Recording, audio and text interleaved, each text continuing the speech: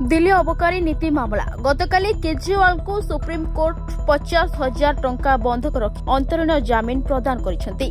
हेले एही समय मध्यरे से दिल्ली मुख्यमंत्री कार्यालय एवं दिल्ली सचिवालय को जाई परिबे नहीं। से कौनसी सरकारी फाइल रे दस्तखत करिवे नहीं। जदि एहा एक गुरुत्वपूर्ण फाइल होई न थाए तेबे सही परी दस्तखत करने एलजी रु अनुमति नेबाकू पड़िबो। सांप्रतिक मामलाରେ से तांको भूमिका उपरे कौनसी मंतव्य देबे नहीं एवं कौनसी साक्षीଙ୍କ सह कथबार्ता करिवे नहीं किंबा एही मामला सहित जड़ित कौनसी ऑफिशियल फाइल देखि परिबे नहीं। जे दिल्ली अबकारी दुर्नीति मामलाରେ अरविंद केजरीवाल को अंतरीण जमीन मिलिछि।